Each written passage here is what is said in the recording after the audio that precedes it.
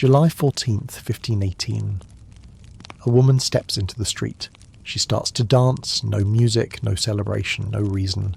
She doesn't stop. Not for food, not for water, not for sleep. Day 1 becomes day 2. Day 2 becomes day 3. Her feet bleed, her body screams, but she keeps dancing. By day 7, 30 others have joined her. By day 30, 400 people are dancing in the streets of Strasbourg.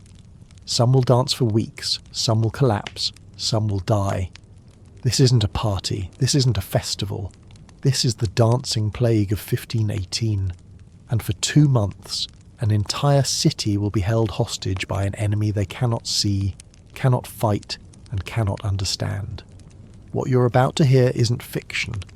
Every detail comes from actual historical records, city council documents, physician notes, eyewitness accounts preserved for over 500 years, because this really happened, and it's far stranger and far more terrifying than any story Hollywood could create.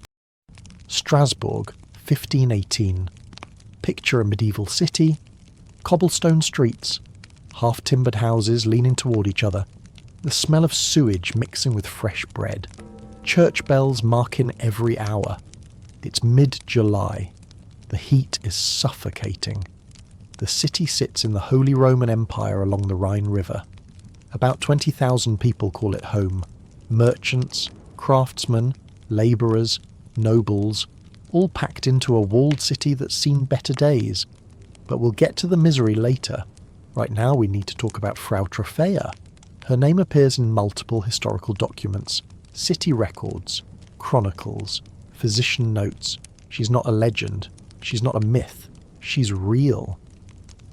On July 14th, 1518, Frau Troffea, a married woman, walks out of her home and into the narrow street near the city's grain market, and then she starts dancing.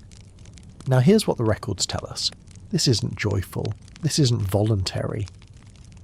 Witnesses describe her movements as wild, frantic, compulsive. She's dancing alone. No musicians, no audience. Just her, moving in the July heat.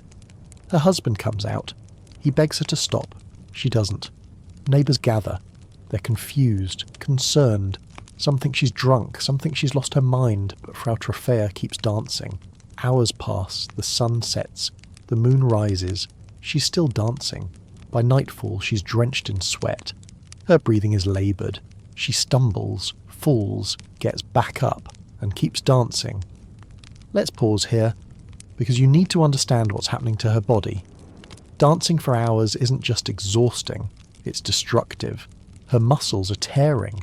Lactic acid is flooding her system. Her heart is racing at dangerous speeds. Dehydration is setting in. Her feet, they're blistering, then bleeding. The cobblestones are rough. Medieval shoes offer almost no protection, but she doesn't stop. The historical records, specifically the physician notes, describe her as being in a trance-like state. Eyes glazed, unresponsive to pleas. It's as if something else is controlling her body. Day 2 arrives. Frau Troffea is still dancing. She collapses from exhaustion. People rush to help her. They carry her inside, give her water, try to make her rest. She rests for a few hours, then she goes back outside and resumes dancing. This is the pattern. Dance until collapse. Brief rest. Dance again. The city's authorities are notified. This is unusual, disturbing. They don't know what to do yet, but they're watching. Because by day 3, Frau Troffea isn't alone anymore. Day 4, day 5, day 6. More people start dancing. Not near Frau Troffea, in different parts of the city. A man in the market square starts dancing uncontrollably. A woman near the cathedral. 2 children in an alley. The city records are clear about this. Within 1 week, more than 30 people are afflicted. And here's the terrifying part. They're not dancing together. They're not coordinating. They're not celebrating. Each person seems to be trapped in their own private hell. Dancing alone. Dancing desperately. Dancing without the ability to stop. The witnesses, and there are many, describe the scenes in chilling detail. These aren't coordinated movements. These aren't rehearsed steps. It's wild, it's chaotic, bodies jerking, spinning, hopping from foot to foot, arms flailing. Some dancers scream while they move, some weep, some are completely silent, but they all keep dancing. The Strasbourg City Council convenes an emergency meeting. The records of this meeting still exist in the archives. They're confused, they're alarmed. Is this a disease? A curse? Mass insanity?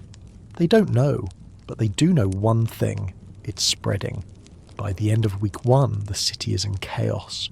Imagine walking through Strasbourg in late July 1518. You turn a corner. There's a woman dancing in the middle of the street. Her dress is soaked with sweat. Her feet are leaving bloody footprints on the stones. You keep walking. In the next square there are 5 more, all dancing, all trapped in the same nightmare. The city's physicians are called in. They examine the dancers. They check for fever. They look for signs of poisoning. They search for any physical explanation. But there's nothing obvious. The dancers aren't drunk. They haven't been drugged. There's no visible disease, yet they cannot stop moving. One chronicle from the time, written by a Strasbourg jurist, describes the scene this way. Many hundreds in Strasbourg began to dance and hop, women and men in the public market, in alleys and streets, day and night. Let that sink in. Day and night. No rest. No pause. Just endless, agonizing movement. The families of the afflicted are desperate. They try to physically restrain their loved ones. They lock them in rooms. It doesn't work. The moment they're released, they return to dancing, and more people keep joining them. By the end of week 2, the number has grown to over 50. By week 3, it's in the hundreds. The city of Strasbourg is witnessing something that has no precedent, no explanation, and no cure. Let me give you the details that don't usually make it into the summaries. The dancers didn't just dance in pretty circles. According to multiple eyewitness accounts, their movements were violent, self-destructive. Some dancers would throw themselves against walls. Some would leap until they injured themselves. The heat of July made everything worse. Strasbourg in summer is hot. These people are dancing for days in medieval clothing. The smell must have been overwhelming. Sweat, blood, unwashed bodies in a time before modern hygiene. The sounds. Imagine hundreds of feet pounding cobblestones, day and night, accompanied by screams, moans, and laboured breathing. The people who weren't dancing, they were terrified, because this wasn't normal, this wasn't natural, and it was spreading like a plague. Parents kept their children indoors, businesses closed, the city's normal rhythm ground to a halt. The authorities tried everything. They brought priests to perform blessings. They had physicians administer treatments. They even tried separating the dancers from each other. Nothing worked. And then the city council made a decision that would make everything so much worse. By the end of week 3, 400 people are dancing. The city is desperate. The authorities are out of ideas, and people are starting to die. The question everyone's asking is this: how do you stop a plague that has no visible cause? The answer they came up with? You don't stop it. You make them dance more. In the next section, we're diving into the height of the epidemic. When Strasbourg became a city of stages, musicians, and mass delusion. When the authorities' cure turned the dancing plague into a death sentence. When 400 people danced and dozens died. The worst is yet to come. 400 people dancing without stopping, dancing until their bodies break, dancing until they die. The City Council of Strasbourg has a problem, an epidemic they don't understand, a disease with no cure and a growing body count, so they call in the experts, the physicians, the scholars, the men who studied at the great universities, the men who understand humours and bloodletting and the mysteries of the human body. These doctors examine the dancers, they take notes, they consult their medical texts, and then they deliver their diagnosis. Hot blood. The dancers are suffering from hot blood. Their blood has become overheated in the summer sun. It's boiling in their veins, making them move uncontrollably. The cure? Let them dance it out. Let them sweat. Let the heat leave their bodies through movement. The city council listens to this advice. They consider their options, and then they make the worst decision in the history of public health. They decide to help the dancers dance more. Late July 1518, the Strasbourg City Council issues an official decree. The records of this decree still exist. You can read them today in the archives. The decree states that wooden stages will be constructed in the public squares. Musicians will be hired to play continuously. Professional dancers will be brought in to help keep the afflicted moving. Guild halls will be open to provide shelter for the dancers. The theory is simple. If hot blood causes the dancing, then more dancing will cure it. Sweat it out. Dance it out. Let the fever run its course. The council believes they're helping. They believe they're solving the problem. They have no idea they're about to turn Strasbourg into a city of death. Within days, the stages are built. Large wooden platforms erected in the horse market, the largest public square in Strasbourg. Smaller stages appear in other squares throughout the city. The guild halls, normally used for meetings and celebrations, are emptied and prepared. Musicians are hired from across the region. Pipers, drummers, horn players. They're given one job: play continuously, day and night. Keep the music going. Help the dancers dance. Professional dancers are recruited, strong men and women who know how to move. Their job is to dance alongside the afflicted, to catch them when they fall, to keep them upright, to keep them moving. The city is paying for all of this, using public funds, trying to cure a plague by encouraging it. August 1518, the experiment begins. The afflicted are gathered and brought to the stages. Some come willingly, some are carried, some are dragged by family members desperate for any solution. The musicians start playing, fast rhythms, driving beats, the kind of music that makes your body want to move. The professional dancers begin their work. They dance around the afflicted. They demonstrate steps. They offer their arms for support. And the cursed dancers, they dance. They dance with a frenzy that terrifies everyone watching. Because now they have music, now they have rhythm, now they have an audience. The dancing intensifies. Here's what the eyewitnesses describe. The stages are packed with bodies, dozens of people moving at once. The afflicted dancers are wild. Their movements are chaotic. They're not following the music. They're not following any pattern. They're just moving, constantly, violently. Their faces show no joy, no pleasure, only exhaustion, only pain, only terror. Some are crying as they dance. Some are screaming. Some are completely silent. Their eyes vacant, their bodies puppets to some invisible force. The professional dancers try to help. They try to guide the movements. They try to prevent injuries, but they can't keep up. There are too many. And the afflicted are too far gone. The heat is unbearable. It's August in Strasbourg. The sun beats down on the open stages. The dancers are wearing medieval clothing, heavy fabrics, multiple layers. They're drenched in sweat within minutes. But they don't stop. They can't stop. The professional dancers take breaks. They rotate out, they rest, they drink water. But the cursed dancers, they dance through it all. Hour after hour, day after day. Their clothes become soaked. Their hair is matted to their heads. Their skin turns red, then pale, then grey. And then people start dying. Not slowly, not peacefully. They die on the stages, they die in the guild halls, they die in the streets. The historical accounts vary on the exact numbers. Some sources claim 15 people died per day at the height of the epidemic. Other sources are more cautious. They note that the original Strasbourg city records don't actually specify death tolls. But here's what we know for certain. People died. Multiple people. The leading historian on this event, John Waller, estimates that around 100 people may have died during the 2-month epidemic. That's a conservative estimate. Other historians suggest the number could be higher, much higher. How did they die?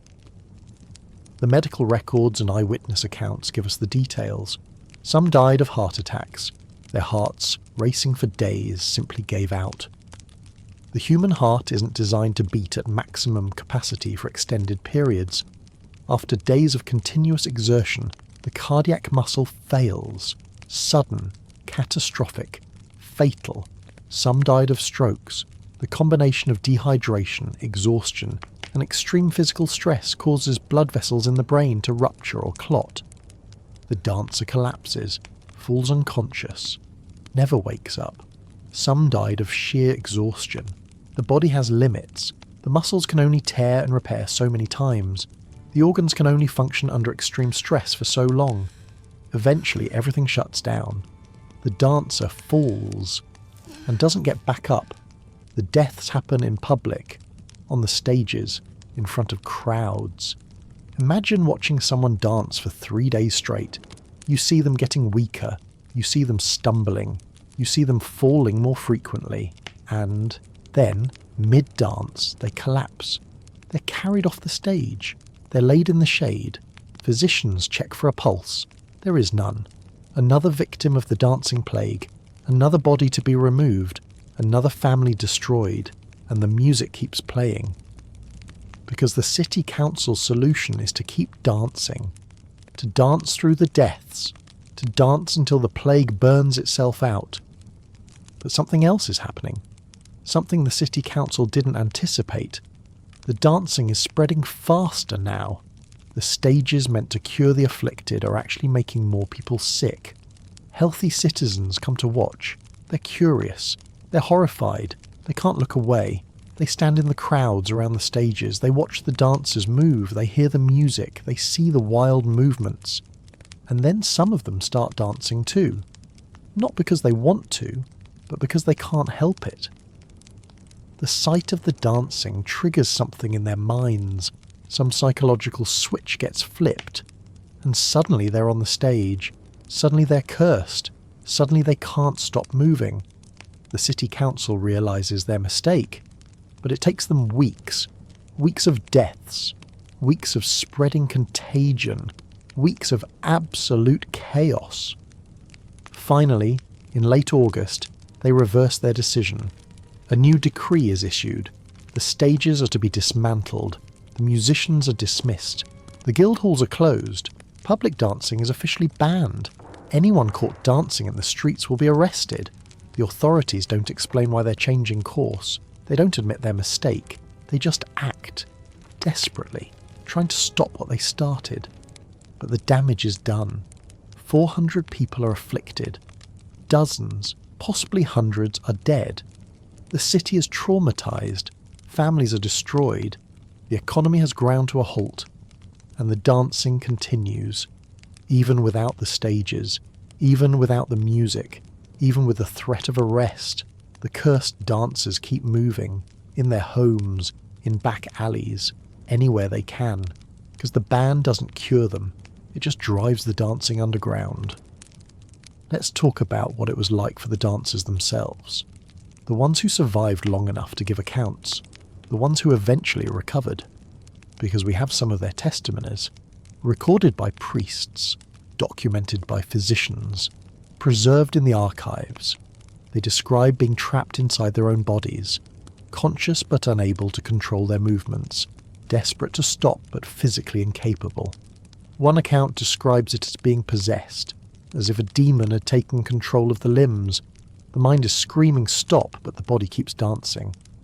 Another account describes the pain, every muscle burning, every joint aching, feet bleeding through shoes. But the compulsion to move is stronger than the pain, stronger than exhaustion, stronger than the will to live. The families of the dancers suffer their own torment. Imagine watching your mother, your father, your sister, your brother dance themselves to death. You can't stop them. You try to hold them down. They fight you with inhuman strength. You lock them in a room. They dance until they collapse.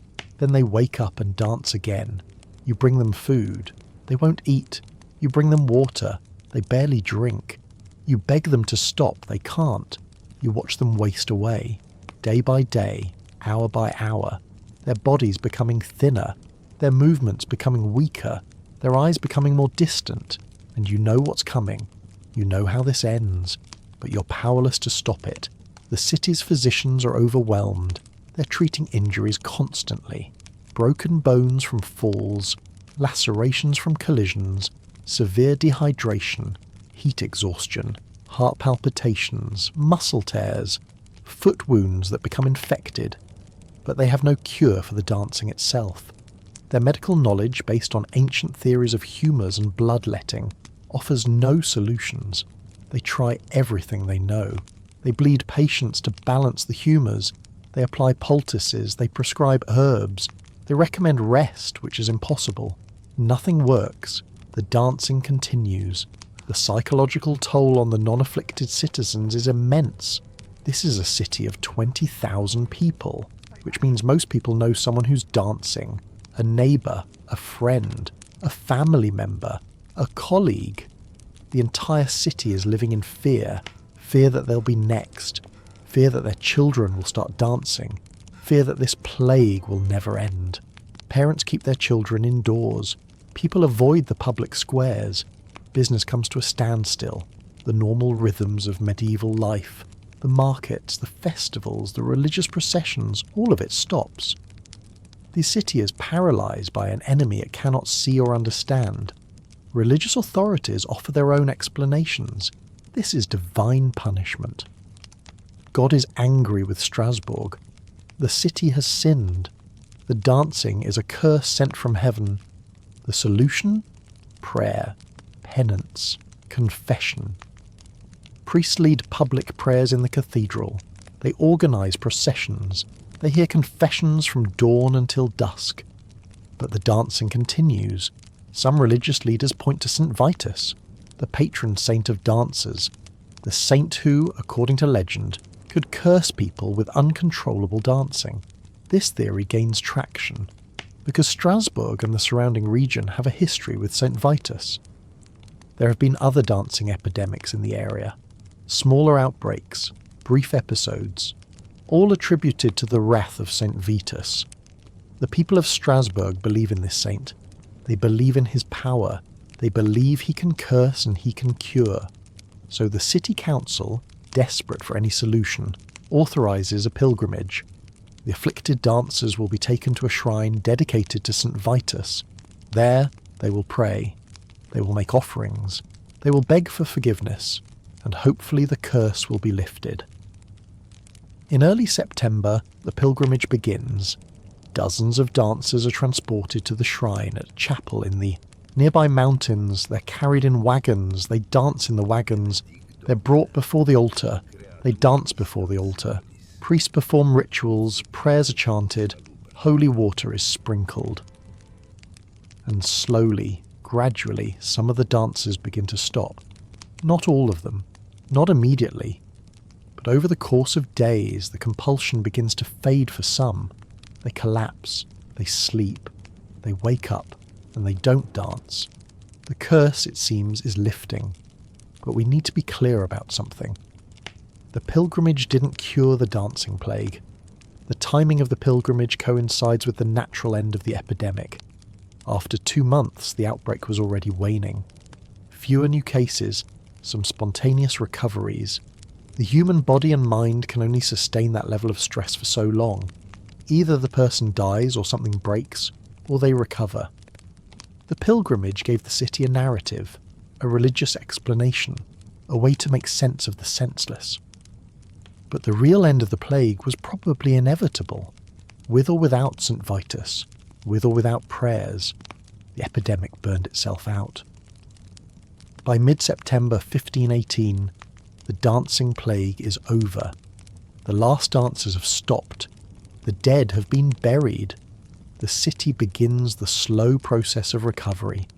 But the trauma remains. The questions remain. What caused this? Why did it happen? Could it happen again? The city council orders an official investigation. Physicians compile reports. Priests write sermons. Chroniclers document the events. Because they know this is significant.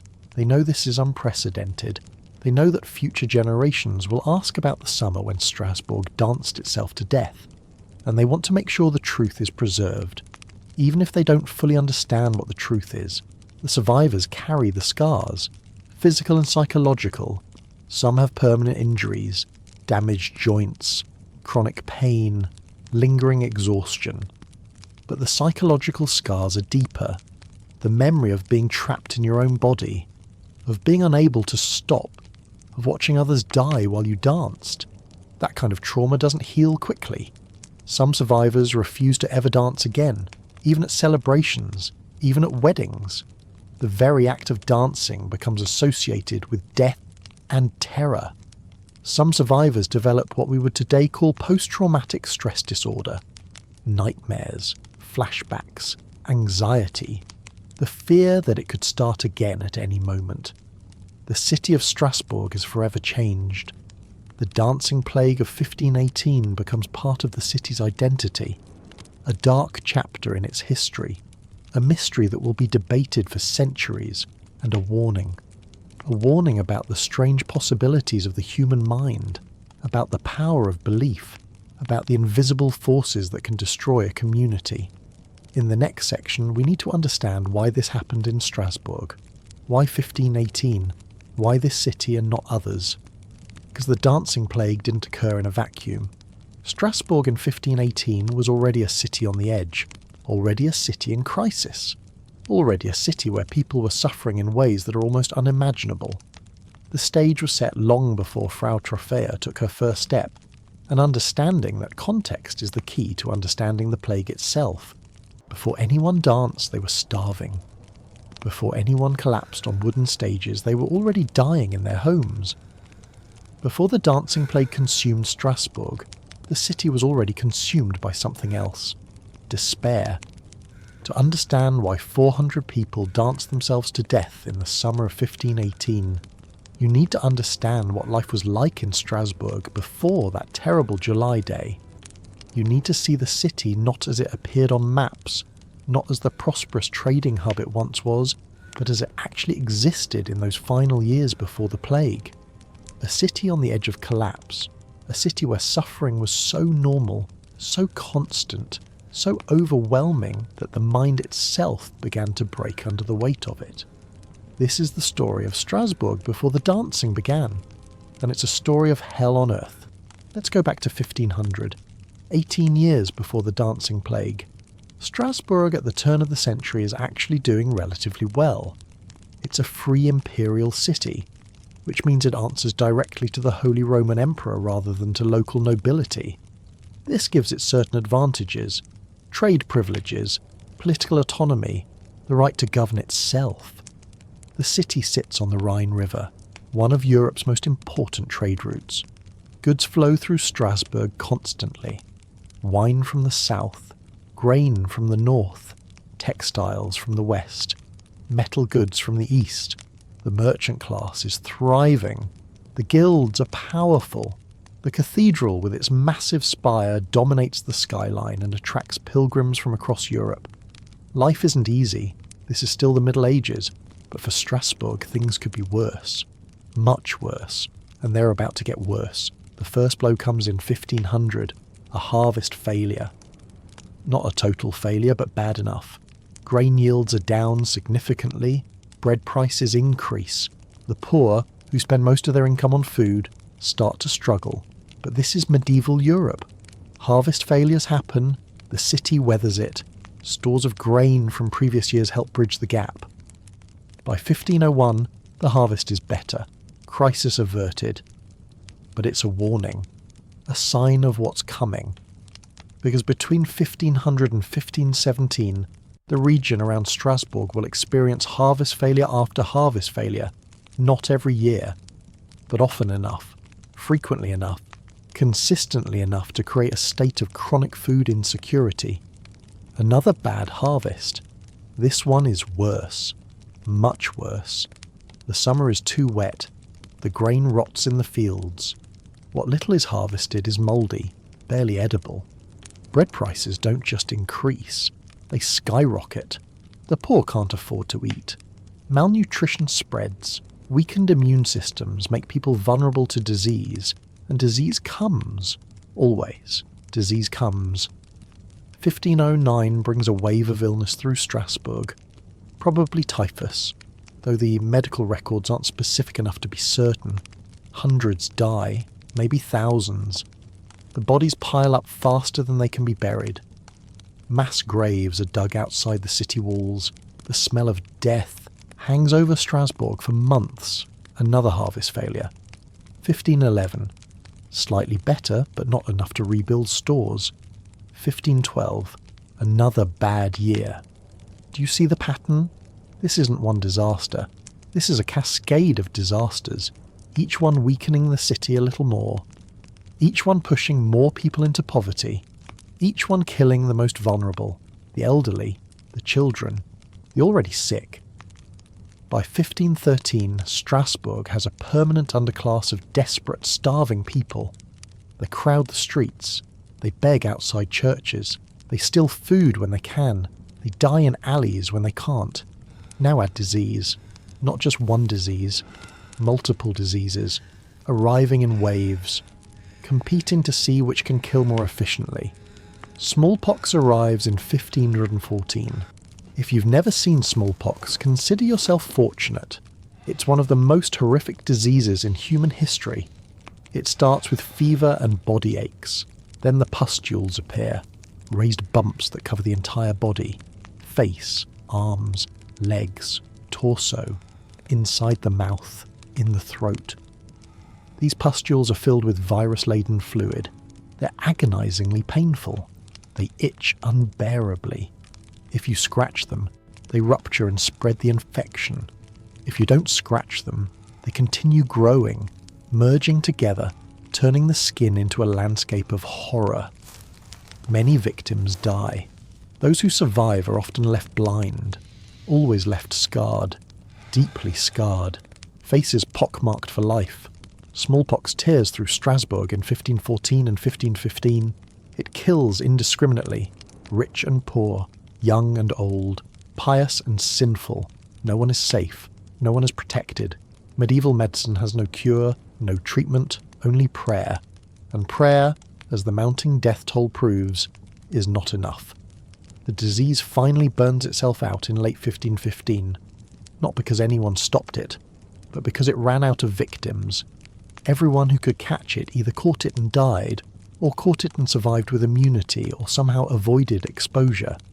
The city buries its dead and tries to recover, but there's no time to recover, because something worse is coming.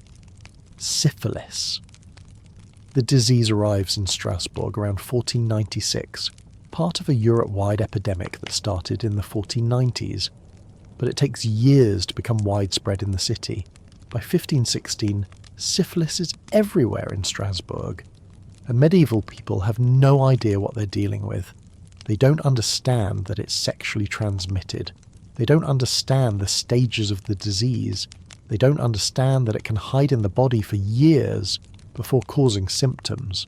They just see people developing horrible sores, losing their hair, going blind, going mad, dying slowly and painfully. The disease carries intense social stigma. It's seen as divine punishment for sin, for sexual immorality, for wickedness.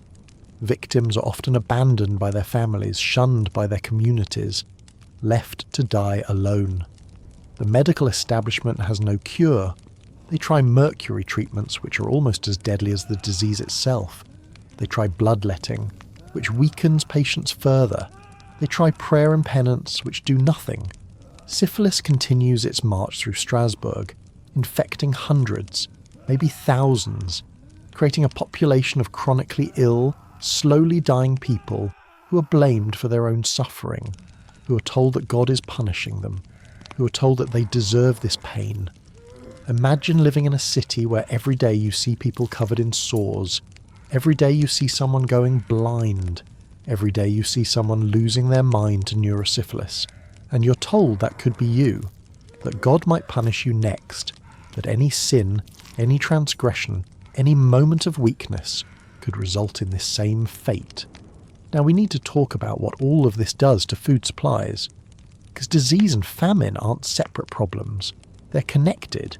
They feed each other. When harvests fail, people go hungry. When people go hungry, they become malnourished.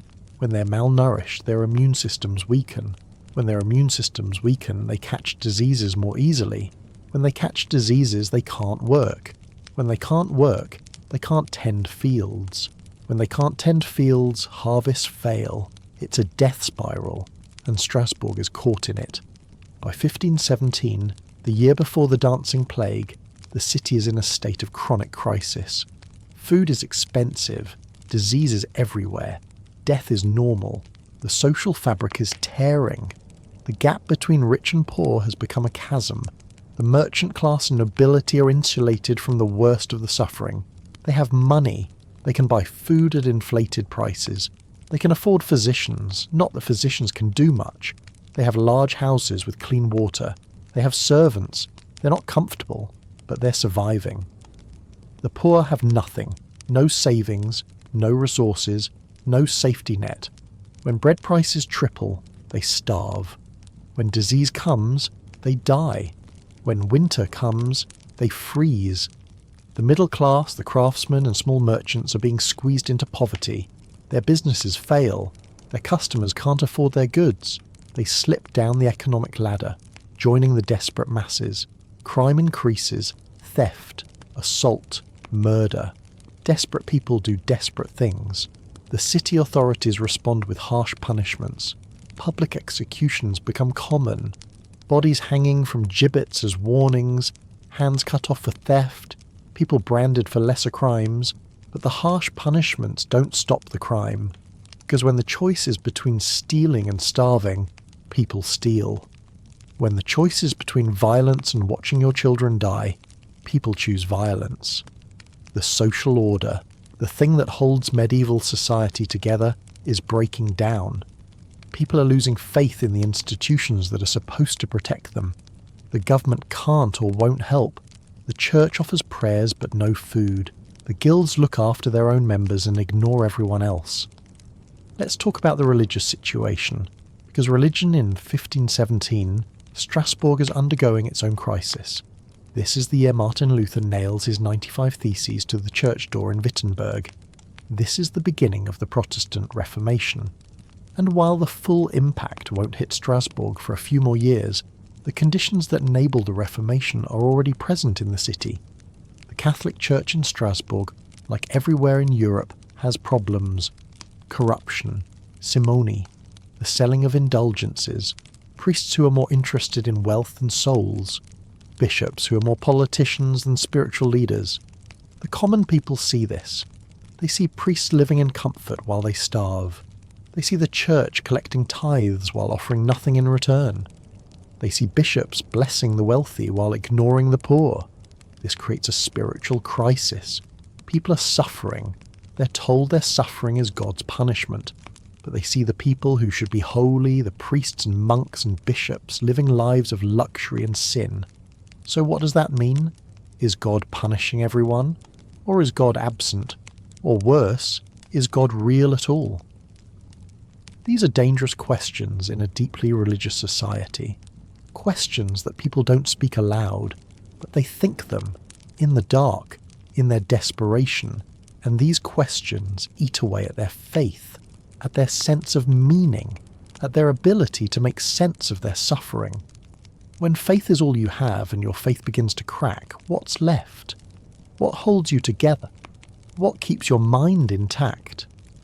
The winter of 1517 into 1518 is particularly harsh. Bitterly cold, heavy snows. Fuel for heating is expensive. The poor huddle together for warmth. Some freeze to death.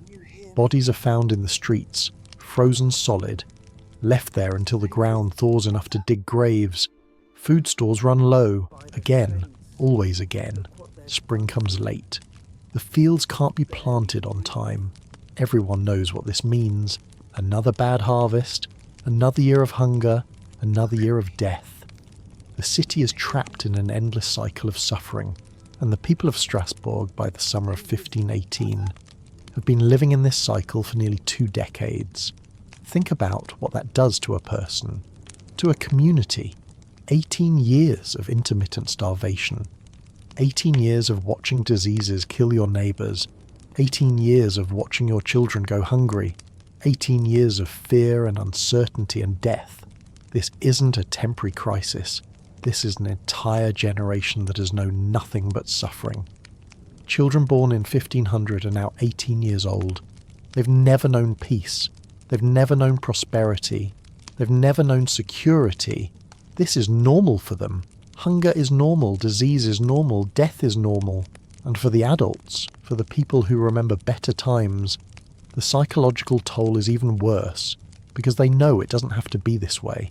They remember when bread was affordable, when diseases were less frequent, when life was hard but manageable. They've watched their will deteriorate year by year, crisis by crisis, and they see no end to it. The human mind can only take so much. Stress is cumulative. Trauma is cumulative. You can survive one disaster. You can even survive several. But when the disasters never stop, when there's no recovery period, when it's just crisis after crisis after crisis, something breaks. The psychological term is chronic stress. The physiological effects are well documented. Elevated cortisol levels, weakened immune system, disrupted sleep, increased anxiety, depression. In extreme cases, the mind starts to fracture.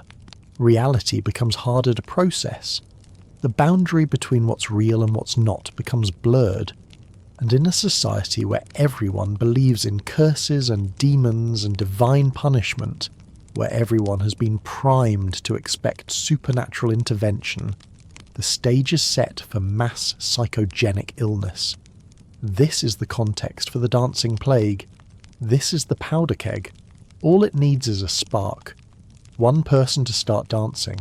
One person to embody all the stress, all the trauma, all the suffering that the entire city has been experiencing, and then others see it.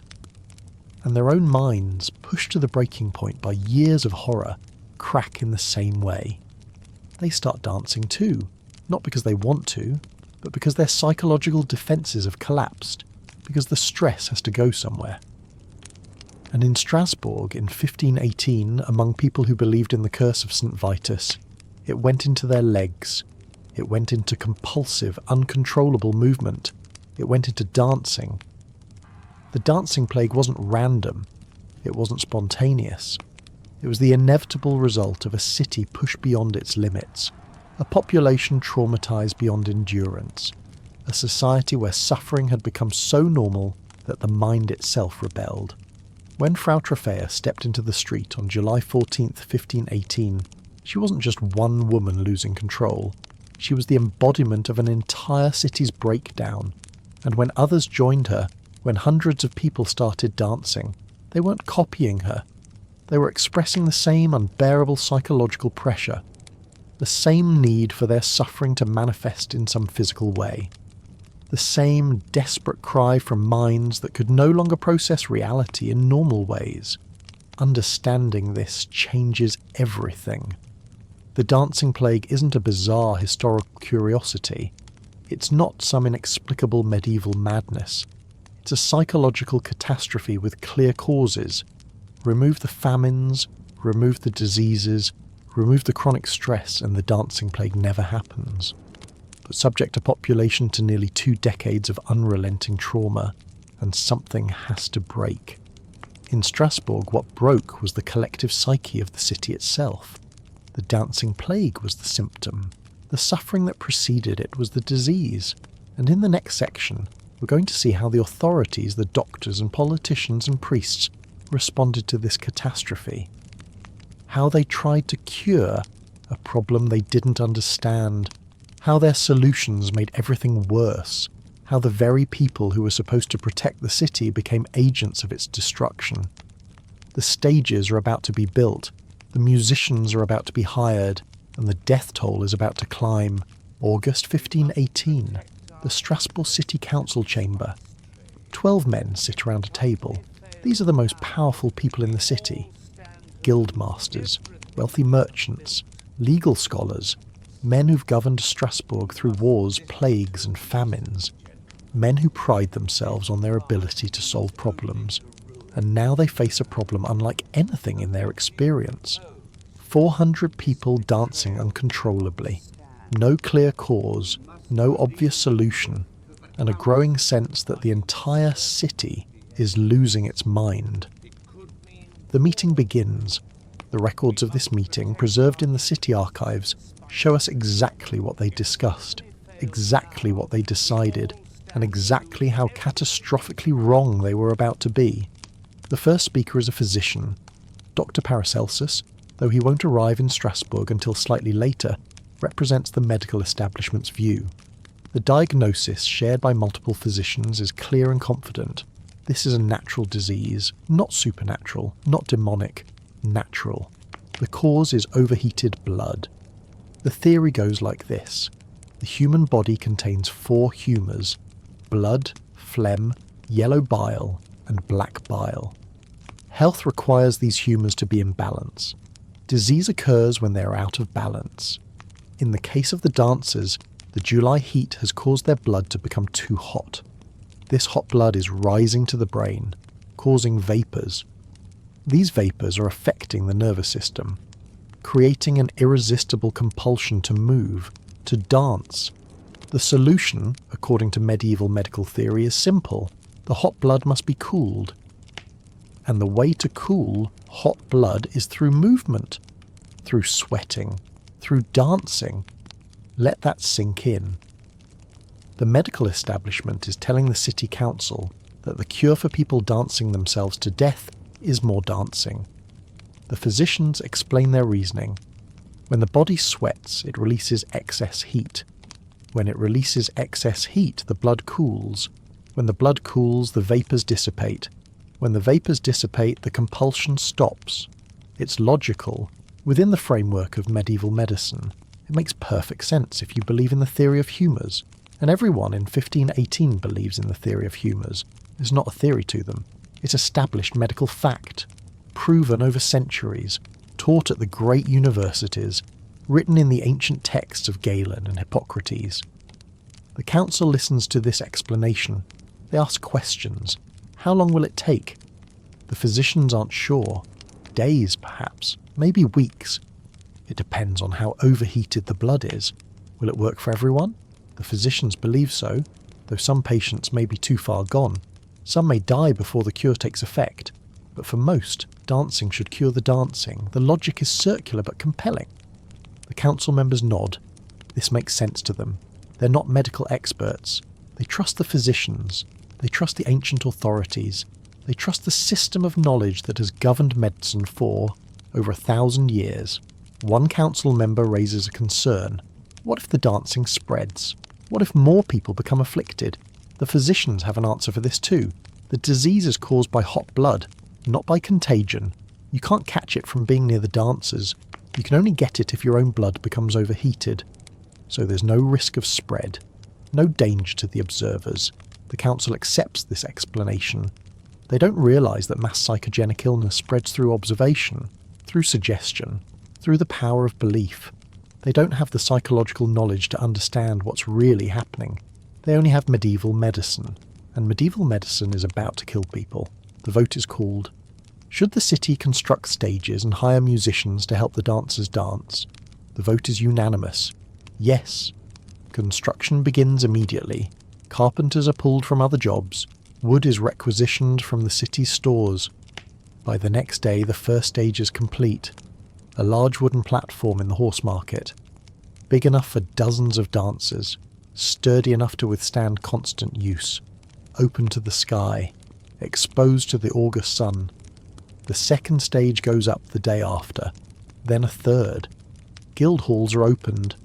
The large meeting rooms are cleared of furniture.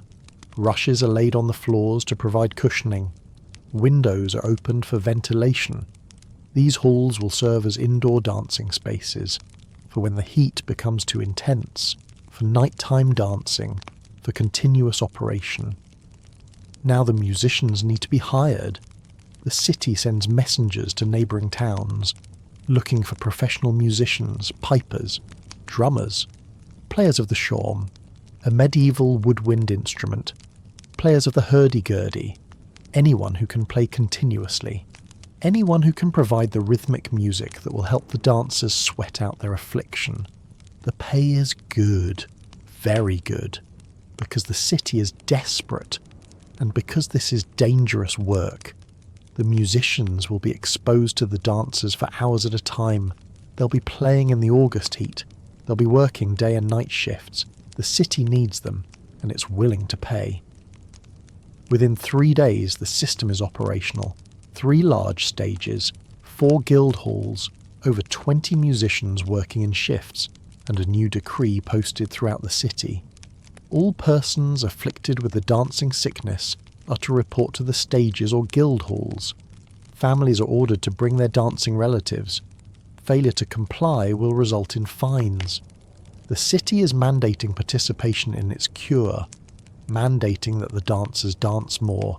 The afflicted begin arriving. Some walk on their own, still dancing. Some are carried by family members. Some are brought in carts, dancing even in the carts. They're directed to the stages. The musicians begin playing, fast tempos, driving rhythms, the kind of music designed to make people move. And the dancers respond. They dance with renewed frenzy. Professional dancers are brought in next. Strong men and women, people who dance at festivals and celebrations, people who know how to move for hours without injury. Their job is to dance alongside the afflicted, to demonstrate proper technique, to catch people when they fall, to keep them upright, to keep them moving. Because the cure requires continuous movement. Stopping means the blood won't cool. Stopping means the cure won't work. The professional dancers are paid well. They're given regular breaks. They're provided with food and water. They're told to pace themselves. But the afflicted get no such consideration. They must dance continuously. That's the cure. That's what the physicians ordered. That's what the city is paying for. The first day of organised dancing is chaos. The stages are overcrowded, bodies collide, people fall. The professional dancers can't keep up. There are too many afflicted, too much uncontrolled movement. The musicians play as loud as they can, trying to be heard over the sounds of feet pounding wood, over the screams and moans of the dancers, over the shouts of family members watching from the crowd. The August sun beats down mercilessly. The heat on the wooden stages is intense, reflected, amplified. The dancers are drenched in sweat within minutes, which is good, according to the medical theory. Sweating means the cure is working. Sweating means the hot blood is cooling. But sweating also means dehydration. And there's no systematic provision of water. Some dancers collapse within hours. They fall to the wooden planks, unconscious, overheated, dehydrated. The professional dancers drag them off the stage, lay them in the shade, give them water if they can drink. Most revive after a brief rest, and then they're sent back to the stage, because resting too long means the blood will heat up again, means the cure will be interrupted. The physicians are clear about this. Continuous dancing until the affliction passes, no exceptions. Some dancers don't revive, they collapse and die. Heart attacks most likely. Their hearts, already stressed from days of dancing, give out completely under the new intensity. The bodies are removed, the families are notified, the other dancers keep dancing, the music doesn't stop. The guild halls aren't much better, at least they're out of direct sunlight, but they're enclosed spaces. The air becomes thick with the smell of sweat and exhaustion. The floors become slippery, the dancers slip and fall more frequently, injuries multiply, sprained ankles, broken bones from bad falls, head injuries from collisions with walls. The physicians treat what they can, they set bones, they bandage wounds, but they don't stop the dancing, because stopping the dancing means abandoning the cure, and the cure is all they have, the cure is all they believe in, even as the evidence mounts that it's not working, even as the death toll climbs. They maintain faith in their medical knowledge, in their ancient authorities, in their understanding of humours and hot blood. 3 days into the organised dancing programme, the City Council meets again. They're receiving reports of deaths. The exact number is unclear. Different sources give different counts, but people are dying. multiple people per day. The council is concerned. But the physicians reassure them. Some deaths are inevitable. Some patients are too far gone when they arrive at the stages. Some have complications, weak hearts, pre-existing conditions. But overall, the physicians insist the cure is working. Look at all the sweating. Look at how hard the dancers are working. The hot blood must be cooling. The cure must be taking effect. It just needs more time. The council accepts this explanation. They vote to continue the program. More money is allocated, more musicians are hired, the dancing continues. But something else is happening. Something the physicians didn't predict, didn't anticipate, couldn't have known to warn about. The organised dancing is making the epidemic worse. Healthy citizens are coming to watch. Curiosity draws them. Morbid fascination. The need to witness this unprecedented event. They stand around the stages. They watch the dancers move. They listen to the driving music. They see the wild, uncontrolled movements. And some of them start dancing too. Not immediately, not consciously. But gradually they feel a compulsion, an urge to move, to join the dancers, to lose themselves in the movement. This is how mass psychogenic illness spreads. Through observation, through suggestion, through the power of seeing others in distress. The sight of hundreds of people dancing in apparent torment creates a psychological contagion. The observers' minds, already stressed by years of famine and disease, are vulnerable. They're primed for breakdown. And watching the dancers provides a template, a way for their own stress to manifest. A socially acceptable, even medically endorsed way to express their psychological suffering, so they start dancing, not because they choose to, but because their minds crack in the same way, because the sight of the dancing triggers something in their own traumatized psyches, and suddenly the city has more dancers, more afflicted, more people trapped in the nightmare. The stages become more crowded, the guild halls overflow. The city responds by building more stages, hiring more musicians, expanding the program, trying to accommodate all the dancers, never realizing that the program itself is spreading the disease. The religious authorities watch all of this with growing alarm. The priests and bishops of Strasbourg have been notably absent from the city's response so far. They've been praying, holding services, but they haven't taken an active role in treating the dancers. Now, as the death toll mounts and the epidemic spreads, they begin to speak up. And their diagnosis is very different from the physicians. This isn't hot blood. This isn't a natural disease. This is divine punishment. This is the wrath of God. Or more specifically, the wrath of Saint Vitus, the patron saint of dancers and epileptics. The saint who, according to legend, can curse people with uncontrollable dancing. The saint who has been associated with previous dancing epidemics in the region. The priests preach sermons about Saint Vitus. They tell the story of his martyrdom, how he was tortured by the Romans, how he refused to worship the pagan gods, how he was eventually killed for his faith. They tell the legends that have grown up around his cult, how he can cure epilepsy, how he can also cause it, how he punishes sinners with convulsions and uncontrollable movement, how the people of Strasbourg have angered him, how their sins, their wickedness, their failure to properly honour him have brought down this curse. The solution, according to the priests, is not more dancing. It's prayer, it's penance, it's pilgrimage to St. Vitus's shrine, it's begging for forgiveness, it's making offerings and promising to do better. This creates a conflict. The physicians say dance more, the priests say pray more. The city council is caught between competing authorities, between science and religion, between the medical establishment and the church. They try to accommodate both. The dancing continues, but priests are brought to the stages. They perform blessings. They sprinkle holy water. They lead prayers while the dancers dance. It's a bizarre hybrid approach. Medieval medicine meets medieval religion.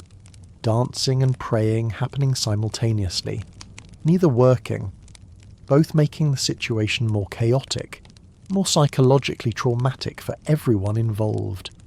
2 weeks into the organised dancing programme, the city council finally begins to doubt.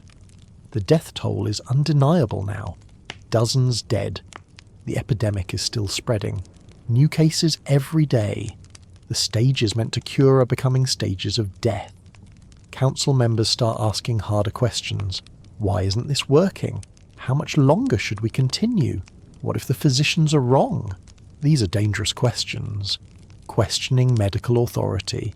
Questioning centuries of established knowledge. But the evidence is impossible to ignore. The cure is killing people. The more they dance, the more they die. And still more people keep joining the dancers. Late August, the city council meets in emergency session. The physicians are called to account. Explain the deaths. Explain why the cure isn't working. The physicians offer explanations. The blood was too hot in some cases. The patients were too weak. They waited too long before seeking treatment. These are post hoc rationalizations, excuses. The council members can hear it in the physicians' voices, the uncertainty, the doubt, the growing realization that maybe, just maybe, they've been wrong about everything. But the physicians can't admit that. To admit their diagnosis was wrong means admitting their entire system of medicine is flawed, means questioning Galen and Hippocrates, means abandoning centuries of tradition. They can't do that. They won't do that. So they continue insisting the cure is sound. It just needs more time, more faith, more commitment. The priests seize this moment. They push harder for their explanation. Saint Vitus, divine punishment, the need for spiritual intervention. And slowly the city council begins to shift, begins to listen more to the religious authorities than the medical ones. Not because they've become more pious, but because the religious solution offers something the medical solution doesn't. An end point. A way to declare the crisis over. If this is St. Vitus's curse, then a pilgrimage to his shrine can lift it. The dancers can be taken away. Removed from the city. Taken to a holy place where they can pray and hopefully be cured. And even if they're not cured, at least they're no longer dancing in the streets of Strasbourg. No longer spreading the contagion. No longer dying in public view. The decision is made in the final days of August. The dancing stages will be dismantled. The musicians will be dismissed. Public dancing will be banned. Anyone caught dancing in the streets will be arrested. And the afflicted dancers will be taken on a pilgrimage to a chapel dedicated to St. Vitus in the mountains outside the city. There they will pray. There they will seek forgiveness. There the curse will be lifted. The decree is issued. The stages come down. The guild halls are closed. The musicians are paid and sent home. And the city of Strasbourg admits, without explicitly saying it, that their cure was a disaster, that their certainty was misplaced, that they made everything worse. The dancers, or those who survived the cure, are gathered for the pilgrimage, and the city tries to forget the summer when its leaders failed so catastrophically, when science and religion both proved inadequate, when the people in charge, the ones supposed to have answers, had none. Who is Saint Vitus? Why do people in 1518 believe a long-dead martyr can make them dance? Why does an entire city accept that a saint's curse is destroying their neighbours? To understand the dancing plague, you need to understand the invisible architecture of belief that made it possible. Because this isn't just about medicine or stress or trauma. This is about a world where the supernatural is real, where curses aren't metaphors, where saints can reach down from heaven and twist your body into movements you cannot control. This is about the power of belief to shape reality, to create physical symptoms, to kill. Let's talk about Saint Vitus.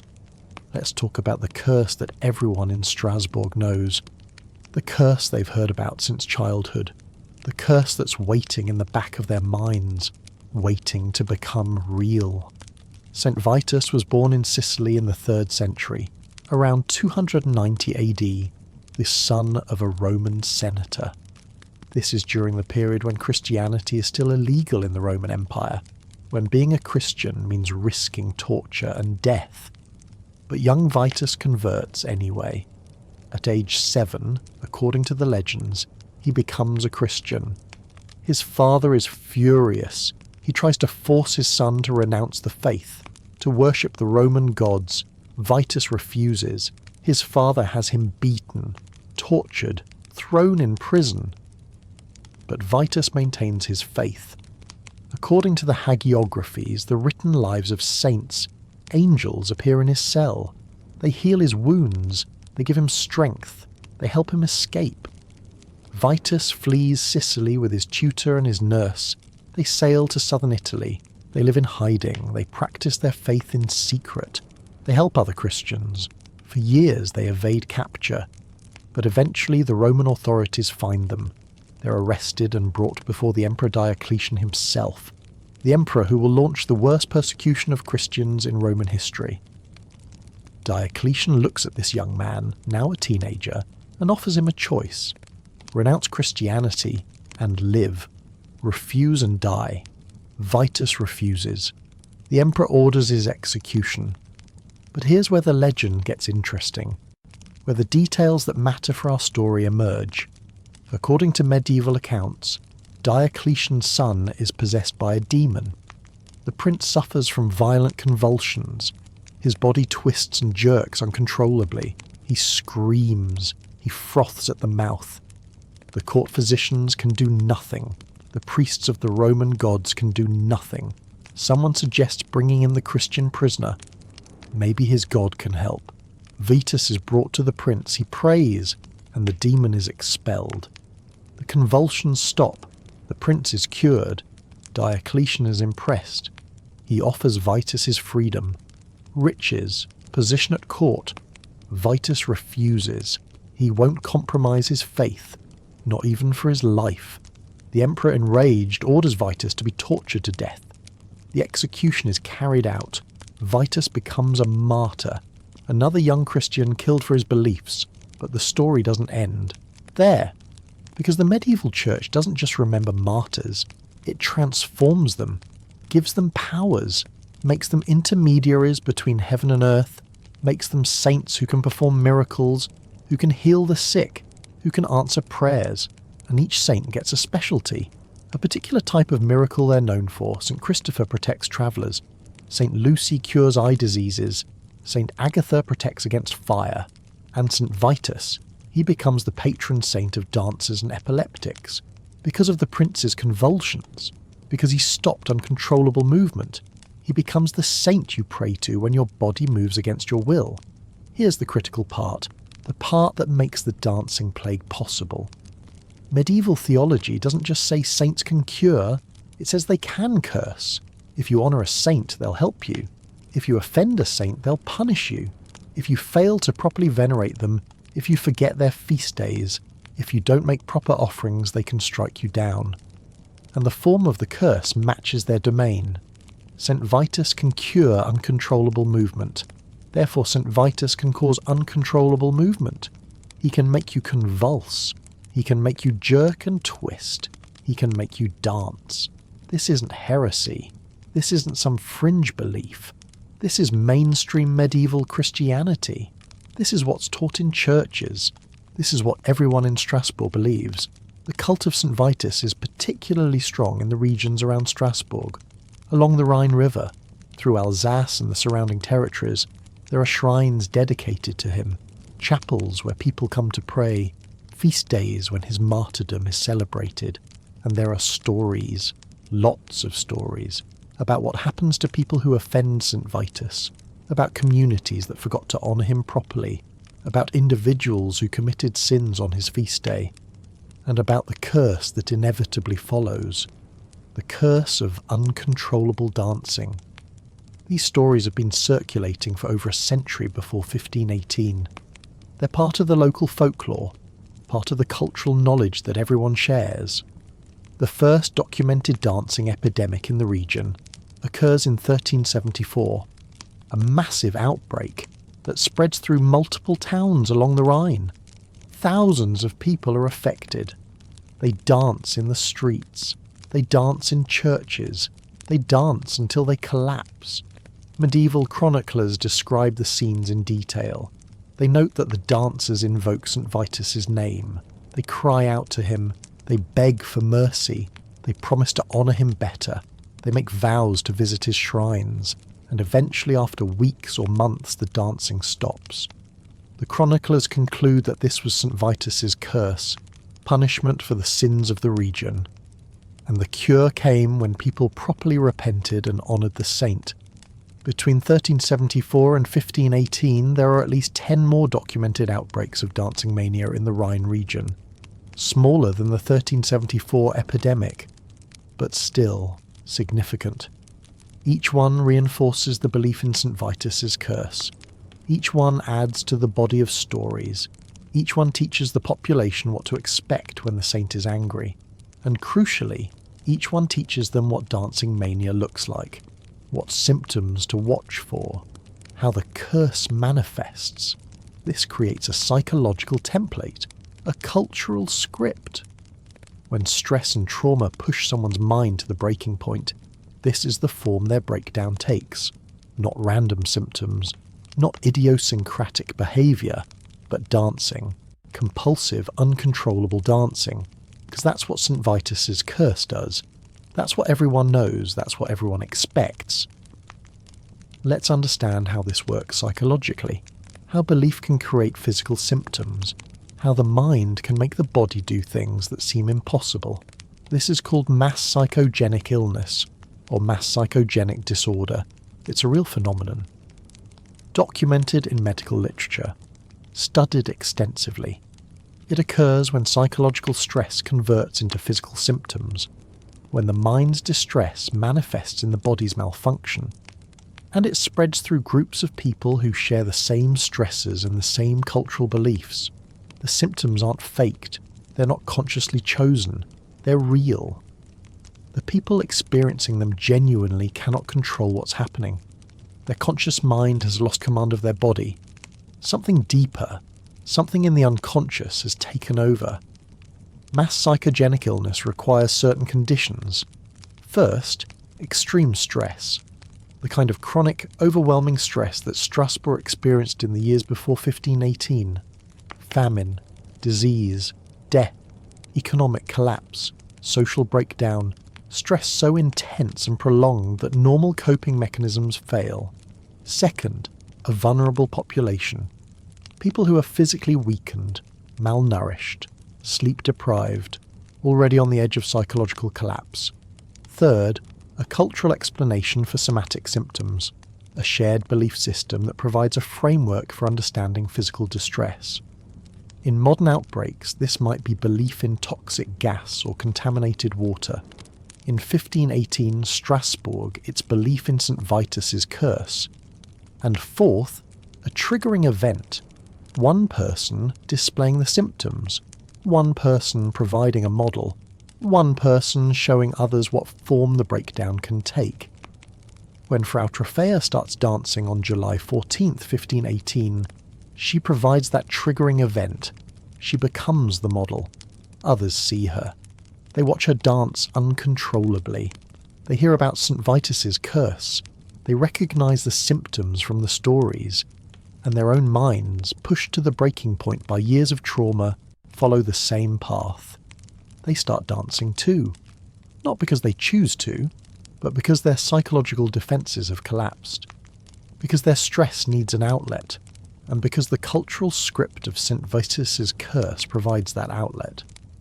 Provides a way to express unbearable suffering in a form that makes sense within their belief system. Here's the terrifying part. The belief makes the symptoms real. If you truly believe that St. Vitus can make you dance, if you've heard the stories all your life, if you've seen it happen before, if your entire culture accepts this as reality, then when stress pushes you to the breaking point, your mind will produce those symptoms, will make your body dance, will trap you in uncontrollable movement. The belief isn't just psychological, it's physiological. It activates neural pathways. It triggers motor responses. It overrides conscious control. Your legs move not because you want them to, but because your deep belief has convinced your nervous system that this is what happens when you're cursed. This is the power of culture to shape biology, the power of belief to create reality. The people of Strasbourg in 1518 don't know about mass psychogenic illness. They don't have that framework. They don't understand that their minds are creating their symptoms. They only know what they believe. Saint Vitus is real. His curse is real. And they're experiencing it. The dancing is proof. The fact that they cannot stop is proof. The fact that it's spreading is proof. Every new dancer confirms the reality of the curse. Every death validates the danger. The belief system becomes self-reinforcing, unquestionable, absolute, and this makes it more powerful, makes it more likely to spread, makes it more capable of producing severe physical symptoms. Let's look at what happens in the mind of a dancer. Let's trace the psychological process. Start with a person living in Strasbourg in July 1518. They've survived nearly 2 decades of intermittent famine. They've watched diseases kill their neighbours. They've buried children. They've gone hungry. They're chronically stressed, chronically afraid. Their nervous system is constantly in fight or flight mode. Their cortisol levels are elevated. Their sleep is disrupted. Their psychological defences are worn thin. They're barely holding it together. Then they see Frau Troffea dancing. They hear people talking about Saint Vitus's curse. They remember the stories from childhood, the tales of previous dancing plagues, the warnings about offending the saint, and something clicks in their mind. A recognition. A terrible understanding. They've committed sins. Everyone has. They haven't properly honoured Saint Vitus. They haven't visited his shrine. They haven't made offerings. Maybe this curse is meant for them. Maybe they're next. This thought, this fear, lodges in their unconscious. They try to dismiss it, try to think about other things, but the fear grows. And one day, maybe while watching the dancers, maybe while hearing the music from the stages, something in their mind breaks. The fear becomes reality. The thought becomes action. Their legs start moving, not because they decide to dance, but because their belief has convinced their nervous system that the curse has arrived, that St. Vitus has claimed them, that they're powerless to resist. They try to stop. Consciously, they desperately want to stop, but they cannot. Because the unconscious mind, the part that actually controls motor function, has been hijacked by belief, has been programmed by years of cultural conditioning to respond to extreme stress in this specific way. Dancing is not a choice. It's an involuntary response, as involuntary as shaking when you're cold, as automatic as flinching when you're startled. The cultural script has written itself into their neurology, and now they're acting it out, against their will, against their conscious desire, trapped in a nightmare created by their own beliefs. This is how St. Vitus's curse works, not through supernatural intervention, but through the power of belief to reshape neural function, through the ability of culture to program physiological responses, through the mechanism of mass psychogenic illness operating on a traumatized population. The medieval people of Strasbourg would reject this explanation. To them, the supernatural explanation is the real one. Saint Vitus is actually cursing them. The dance is actually coming from outside themselves, from a divine source. Suggesting otherwise would be heresy, would be denying the power of saints, would be questioning the entire structure of their religious worldview. So they never question it, never doubt it, never consider that their beliefs might be creating their symptoms. And this certainty, this absolute conviction, makes the phenomenon stronger, makes it spread faster, makes it more resistant to any cure except the one that addresses the belief itself. Which is why the pilgrimage to St. Vitus's shrine will eventually work. Not because the saint lifts his curse, but because the ritual satisfies the psychological need, provides closure, gives the unconscious mind permission to stop dancing. But we're getting ahead of ourselves. Before the pilgrimage, there are more weeks of dancing, more deaths, more spread, more suffering, because St. Vitus's curse, whether real or imagined, whether supernatural or psychological, is tearing through Strasbourg like a plague. And the people have no defence against an enemy, that lives in their own minds, that's written into their own beliefs, that's been waiting in their culture for generations, just waiting for enough stress, enough trauma, enough suffering to activate it. The curse doesn't come from heaven, it comes from inside, which makes it more terrifying, more inescapable, more deadly.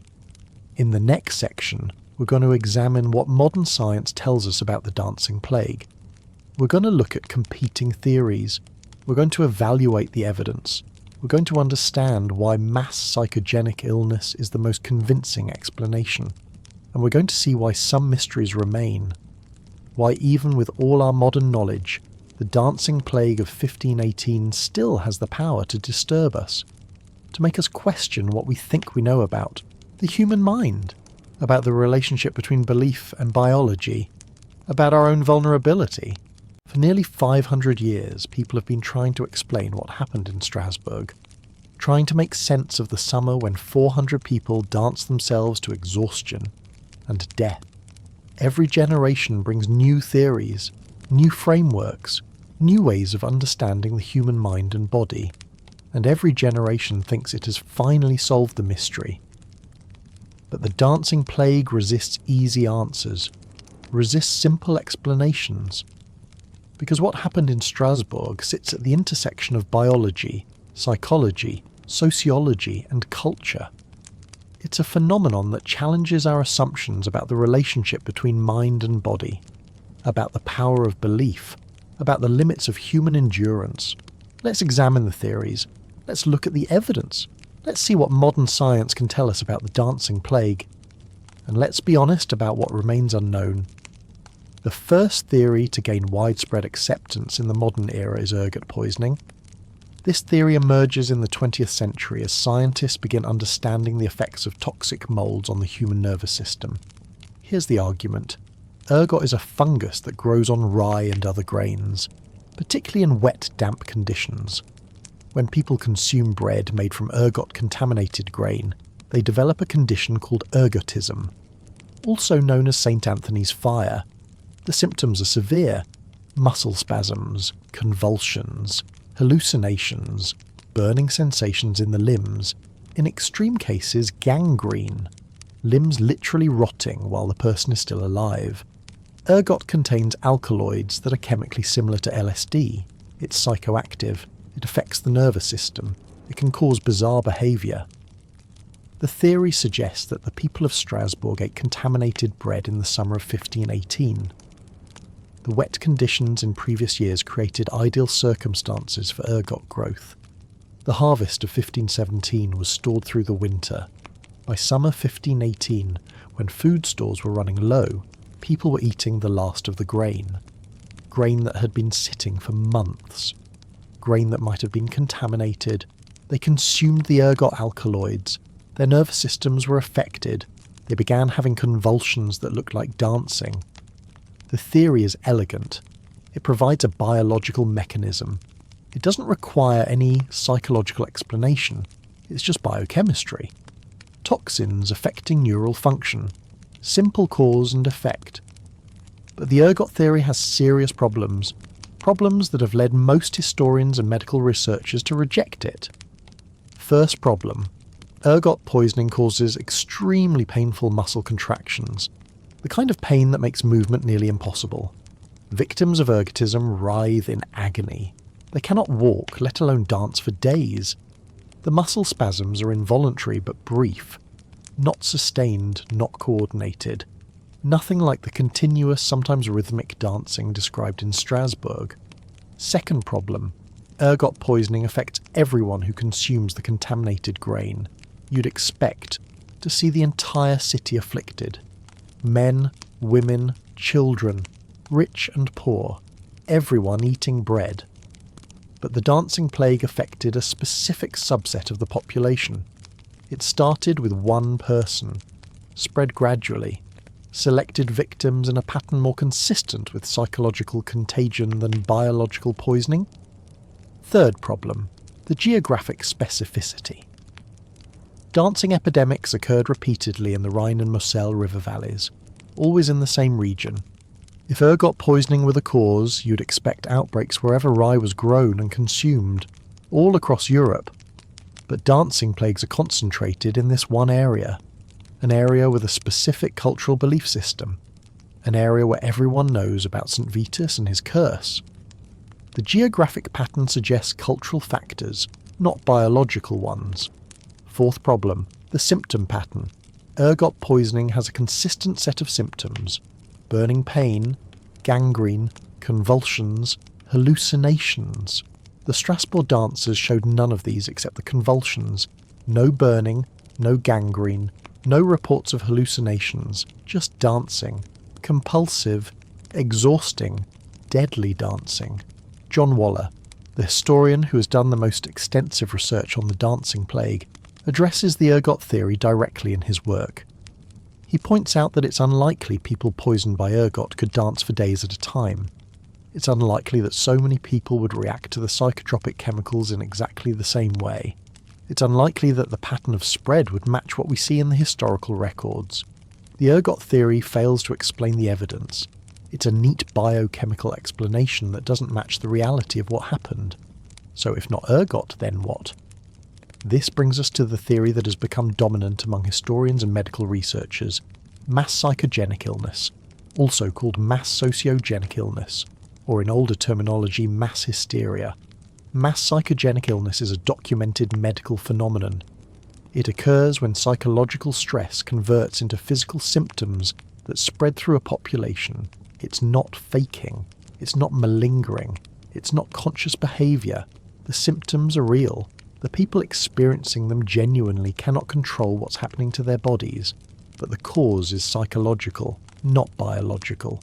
Not a toxin, not an infection, not a pathogen. Just the human mind under extreme stress finding an outlet through the body. MPI has been documented in hundreds of cases, in schools, in factories, in religious communities, in military units. Anywhere you have a group of people sharing the same stresses and the same cultural frameworks. A typical case of MPI starts with one person developing symptoms, often physical symptoms with no clear medical cause: fainting, tremors, paralysis, difficulty breathing. Others in the group witness these symptoms. If they're already under stress, if they're already psychologically vulnerable, they may develop the same symptoms, not consciously, not deliberately, but through a process of unconscious imitation. The sight of someone in distress triggers their own stress response. Their own psychological defences crack in the same way, and suddenly they're experiencing the same symptoms. The spread can be rapid. Within hours or days, dozens or hundreds of people can be affected. The symptoms of MPI vary based on cultural context. In some outbreaks, people faint. In others, they have seizures. In others, they develop mysterious rashes or breathing difficulties. The specific symptoms depend on what the culture expects, on what makes sense within the group's belief system, on what kind of distress the culture provides a framework for expressing. In 1518 Strasbourg, the cultural framework is Saint Vitus's curse. The expected symptom is compulsive dancing. So that's the form the psychological breakdown takes. Dancing. Because that's what everyone knows happens when you're cursed by Saint Vitus. That's the template, that's the script. And under extreme stress, the mind follows the script. John Waller's analysis of the dancing plague focuses on the conditions in Strasbourg that made MPI possible. He documents the extreme stress, the famines, the diseases, the economic collapse, the social breakdown. He shows how these conditions created a population on the edge of psychological collapse. He documents the belief in Saint Vitus's curse, the stories, the previous outbreaks, the cultural expectation that curses manifest as dancing. He shows how these beliefs provided a framework for psychogenic symptoms, and he traces the pattern of spread. One person starting, others joining gradually. The epidemic following networks of social connection and observation, all consistent with MPI, all inconsistent with biological causes like ergot poisoning. Waller's theory has become the consensus view among historians, not because it's proven beyond doubt, but because it's the explanation that best fits the evidence, the timing, the pattern of spread, the geographic concentration, the symptom profile, the eventual resolution. All of it makes sense if you understand the dancing plague as mass psychogenic illness operating on a traumatised population within a specific cultural context. But even Waller acknowledges mysteries, aspects of the dancing plague that remain difficult to fully explain. Why did it last so long? Most outbreaks of MPI resolve within days or weeks. The dancing plague lasted 2 months. Why was it so severe? Most MPI symptoms are uncomfortable but not deadly. The dancing plague killed dozens, possibly hundreds. Part of the answer lies in the intensity of the stress. Strasbourg in 1518 wasn't experiencing a temporary crisis. It was experiencing nearly 2 decades of cumulative trauma. The stress was chronic, overwhelming, inescapable. This created conditions for a more severe, more prolonged outbreak than what's typically seen.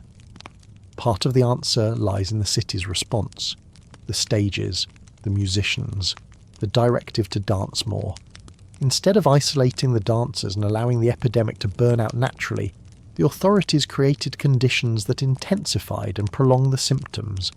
They provided public venues, they provided music, they provided an audience, all of which reinforced the behaviour, made it harder for individual dancers to recover, made it easier for new dancers to be recruited, and part of the answer lies in the belief system itself. The conviction that this was Saint Vitus's curse made it more powerful, made it more likely to produce severe symptoms, made it more resistant to spontaneous recovery. Because if you truly believe you're cursed, if you truly believe a saint is controlling your body, then consciously deciding to stop dancing isn't an option. You need supernatural intervention. You need the curse to be lifted. You need a ritual that satisfies the belief. Which is why the pilgrimage to Saint Vitus's shrine eventually worked. It provided that ritual. It gave people permission, psychologically and culturally, to stop dancing, to be released from the curse. But let's be clear about something. Understanding the dancing plague as mass psychogenic illness doesn't make it less real, doesn't make the suffering less genuine, doesn't mean the dancers were faking or that it was all in their heads in some dismissive sense. The symptoms were real, the exhaustion was real, the pain was real, the deaths were real. Mass psychogenic illness is a real medical condition with real physical consequences. The fact that the cause is psychological doesn't diminish the reality of what happened. It just explains the mechanism, the pathway from stress to symptoms, from belief to behaviour, from culture to biology. Modern cases of mass psychogenic illness help us understand what the Strasbourg dancers experienced. In 1962, a factory in Tanzania experienced an outbreak of contagious laughter. It started with 3 students at a mission school. They began laughing uncontrollably. Within hours, dozens more were affected. The school closed. The students went home to their villages. The laughter spread. Eventually over 1,000 people were affected, laughing for hours or days, unable to stop, unable to function. The epidemic lasted for 6 months. Sound familiar? In the 1980s and 1990s, multiple schools in the United States experienced outbreaks of mass psychogenic illness. Students developing mysterious symptoms, headaches, nausea, difficulty breathing, rashes, hundreds affected in some cases. Extensive medical testing found no biological cause, no toxin, no pathogen, just stress and suggestion. In 2011, a high school in upstate New York experienced an outbreak of Tourette-like symptoms. Students developing tics, verbal outbursts, involuntary movements. It started with 1 student, spread to dozens. The media covered it extensively. Medical experts investigated. No biological cause was found. It was mass psychogenic illness, triggered by stress, spread through social media and in-person observation. It eventually resolved when media attention decreased and students were separated. These modern cases show us that mass psychogenic illness is not some medieval phenomenon, not something that only happened when people were ignorant or superstitious. It happens now, in modern societies, with modern medical knowledge, because it's not about knowledge, it's about stress, about psychology, about the ways human minds respond to overwhelming circumstances. The dancing plague of 1518 is an extreme example, more severe than most modern cases, more deadly, more prolonged. But the underlying mechanism is the same. Stress converting to physical symptoms, symptoms spreading through observation and suggestion, culture providing the framework for what form the symptoms take, and belief making the symptoms more powerful, more compelling, more difficult to control. This is what makes the dancing plague so important, so worth studying, so worth understanding.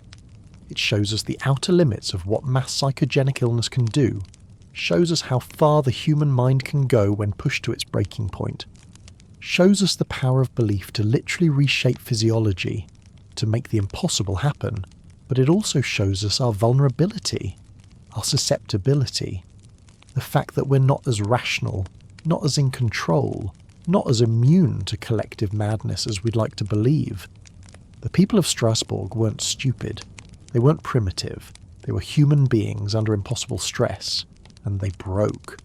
The way any human population would break under similar circumstances.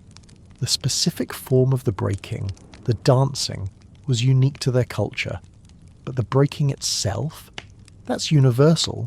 That's human. That could happen to any of us given the right, or rather the wrong, conditions. This is the lesson of the dancing plague. Not that medieval people were foolish, but that all people, including us, are fragile. More fragile than we want to admit.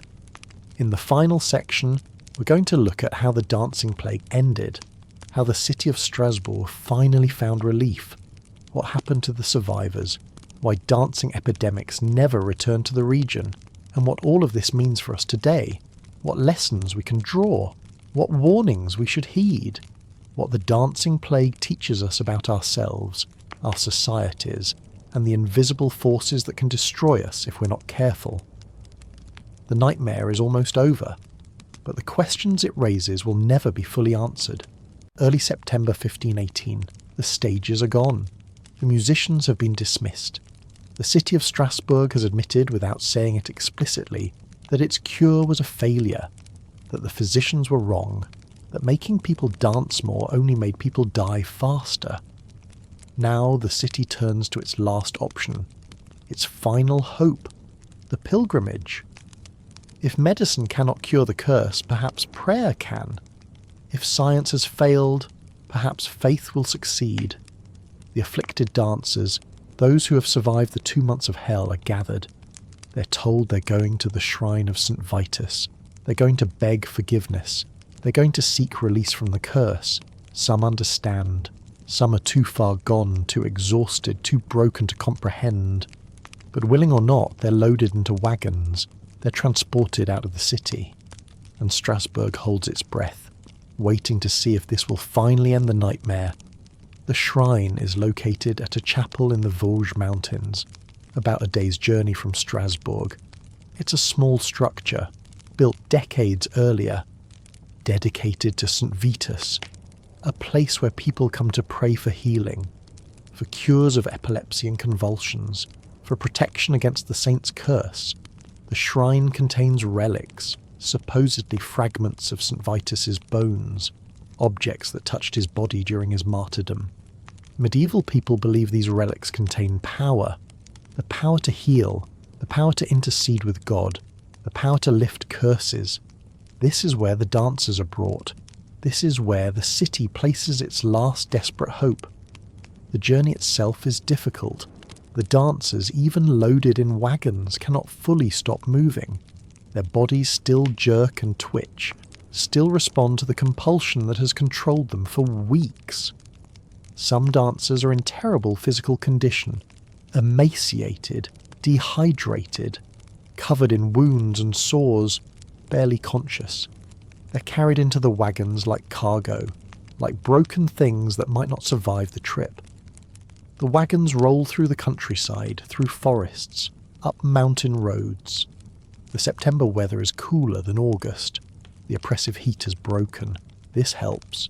The dancers aren't being baked alive anymore, aren't sweating themselves into dehydration. The cooler air is a mercy. They arrive at the shrine. Priests are waiting, they've been notified, they've prepared. The dancers are brought into the chapel. Some walk, some are carried. They're placed before the altar, before the relics of Saint Vitus. And the priests begin the ritual. Prayers are chanted in Latin. Holy water is sprinkled. The dancers are anointed with oil. They're given communion. They're told to confess their sins, to beg the saint for mercy, to promise better behaviour, to vow they'll honour Saint Vitus properly from now on. This isn't a quick ritual. It goes on for hours, days. The dancers remain at the shrine, praying, resting, being watched over by priests, and slowly, gradually, something changes. One dancer stops moving, collapses into sleep, sleeps for hours, wakes up, and doesn't dance. The compulsion is gone. Another dancer follows, then another. Not all at once, not simultaneously, but over the course of days, more and more dancers stop. They cry. They thank God. They thank Saint Vitus. They're weak. They can barely walk. Their bodies are wrecked from weeks of continuous exertion. But they're not dancing. The curse, it seems, is lifting. Not for everyone. Some dancers continue. Some die at the shrine. Their bodies giving out before the curse releases them. Some remain trapped in the compulsion. But the majority stop. The majority recover. The majority are freed. The city of Strasbourg receives word. The pilgrimage is working. The curse is being lifted. Relief floods through the population. The nightmare is ending. The dancers who have stopped are allowed to return home. They make the journey back to Strasbourg, changed, traumatized, carrying scars both physical and psychological, but alive, and no longer cursed. The few dancers who never made it to the shrine, who remained in the city, also stop. The epidemic is over. By mid-September, maybe late September, the dancing plague of 1518 is finished. 2 months of hell, hundreds afflicted, dozens dead. And now, finally, silence. No more dancing in the streets, no more music, no more stages, just a traumatized city trying to understand what happened. Let's be honest about what ended the dancing plague. It wasn't divine intervention. It wasn't Saint Vitus lifting his curse. It was the removal of the dancers from Strasbourg. It was separating them from the stages and the music and the crowds. It was taking them out of the environment that reinforced and perpetuated their symptoms. It was giving them a ritual that satisfied their psychological need for closure. That gave their unconscious minds permission to stop. That provided a culturally acceptable narrative for recovery. The pilgrimage worked not because St. Vitus was real, but because the belief in St. Vitus was real.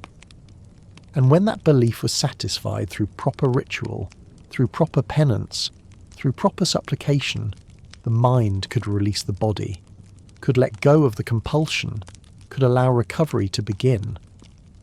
Modern treatment for mass psychogenic illness follows similar principles. Separate the affected individuals, remove them from the triggering environment, reduce exposure to others displaying symptoms, provide psychological support, provide a face-saving explanation that allows recovery without shame. The medieval pilgrimage accomplished all of this. It separated the dancers from Strasbourg. It removed them from the stages and crowds. It provided a religious framework that made recovery acceptable. That made stopping the dance not a failure of willpower, but a gift from God. The dancers could stop without admitting they were ever in control, without questioning their beliefs, without psychological damage from cognitive dissonance. The ritual provided a pathway back to normalcy. But what happened to the survivors? What were their lives like after the dancing stopped? The historical record is sparse on individual stories. We don't have detailed accounts of specific dancers, but we can infer from what we know about trauma, about the long-term effects of extreme stress, about what it means to survive something like this.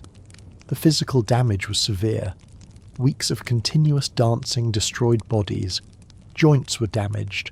Muscles were torn. Hearts were weakened. Some survivors probably never fully recovered physically. They limped for the rest of their lives. They had chronic pain. They had heart problems. They died younger than they would have otherwise. The dancing plague shortened lives even for those it didn't kill outright. The psychological damage was probably worse. Imagine surviving the dancing plague. Imagine being trapped in your own body for weeks, unable to control your movements, unable to stop, watching others die while you danced, and then the curse lifts. You're free. But the memory remains. The trauma remains. Post-traumatic stress wasn't understood in 1518, but the symptoms existed. Nightmares, flashbacks, anxiety. The fear that it could start again at any moment. Some survivors probably developed what we'd call PTSD. They startled easily. They avoided places where they danced. They couldn't bear to hear music. They woke up in the night in a panic, convinced they were dancing again. And the shame. Because even though the culture said it was a curse, even though everyone agreed the dancers weren't responsible, there was still stigma, still whispers, still the sense that maybe the cursed had done something to deserve it, that maybe they were particularly sinful, that maybe God had marked them out for punishment. This shame would have been crushing, would have made reintegration into society difficult. Some survivors probably never fully recovered socially. They remained marked, different, the people who danced. For the rest of their lives, that's how they were known. The dancing plague became their identity, their defining characteristic, the thing that separated them from normal people. The city itself was traumatized. 20,000 people had watched hundreds of their neighbours dance themselves to exhaustion and death. Everyone knew someone affected. Everyone had witnessed the horror. The memory didn't fade quickly. Parents told their children about the summer of 1518. Grandparents told grandchildren. The dancing plague became part of Strasbourg's identity, a dark chapter in the city's history, a warning, a reminder of how close civilization is to chaos, how fragile the human mind, how easily a community can descend into collective madness. The city took steps to prevent recurrence. The shrine to Saint Vitus was maintained. His feast days were observed more carefully. Offerings were made regularly. The people of Strasbourg were not going to risk angering the saint again. And it worked. Or rather, conditions changed enough that mass psychogenic illness didn't recur in the same form. The Protestant Reformation swept through the region in the 1520s and 1530s. Strasbourg became a Protestant city. The cult of saints was suppressed. Saint Vitus was no longer venerated. The belief system that enabled the dancing plague was dismantled.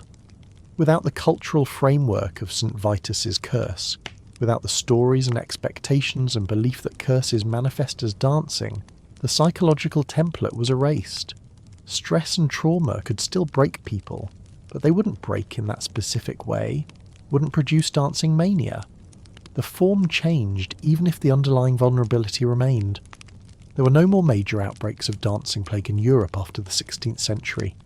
A few minor incidents, a few isolated cases, but nothing like 1518, nothing like 1374.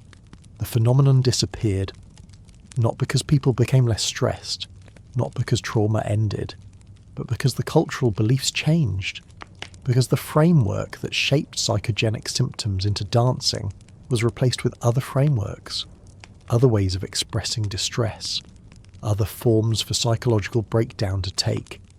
This tells us something crucial about mass psychogenic illness. It's not universal, it's culturally specific. The symptoms depend on the stories a culture tells, on the beliefs a culture holds, on the templates a culture provides for how distress should manifest. So what does the dancing plague teach us? What lessons can we draw 500 years later? First lesson. The human mind is more fragile than we want to believe. We like to think we're rational, in control, masters of our own thoughts and actions. The dancing plague shows us that's an illusion. Under enough stress, under the right conditions, the mind can break, can lose control of the body, can trap us in behaviours we consciously want to stop but cannot. We're not as in control as we think. Our conscious will is not as powerful as we believe. The unconscious mind, shaped by stress and culture and belief, can override everything. Second lesson. Belief shapes reality. Not metaphorically, literally.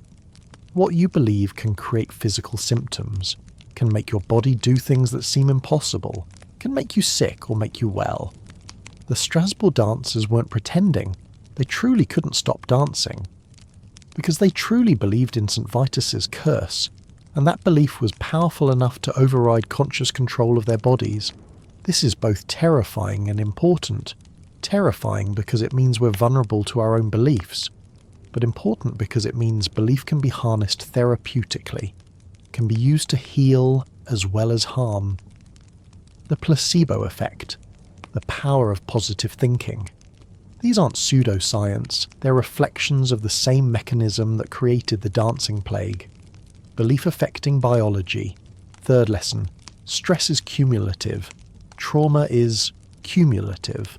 One disaster can be survived, even multiple disasters. But when the disasters never stop, when there's no recovery time, when it's crisis after crisis for years, something breaks. Individuals break, communities break, societies break. The dancing plague didn't happen because of what occurred in July 1518. It happened because of what occurred for the previous 18 years. The famines, the diseases, the deaths, the grinding, relentless suffering that wore down every psychological defense until there was nothing left. This is a warning for our own time, about what happens when we push populations too far, when we create conditions of chronic stress with no relief, when we assume people can just endure indefinitely. Fourth lesson. Culture matters. The specific form that psychological breakdown takes depends on cultural context, on the stories people know, on the beliefs they hold, on the templates their society provides. In Strasbourg, stress became dancing because that's what the culture expected. In other times and places, stress becomes other symptoms: fainting, seizures, paralysis, mysterious illnesses. The underlying mechanism is the same: stress overwhelming psychological defences. But the manifestation is culturally determined. This means we should pay attention to our own cultural narratives, to the stories we tell about illness and distress, to the frameworks we provide for understanding suffering, because these narratives shape how people experience and express their pain. Fifth lesson. Authority figures can make things worse. The physicians of Strasbourg were educated men, trained at universities, steeped in medical knowledge going back centuries, and they made the dancing plague worse. Their cure killed people. Their certainty, their unwillingness to question their own theories even as evidence mounted against them, prolonged the epidemic.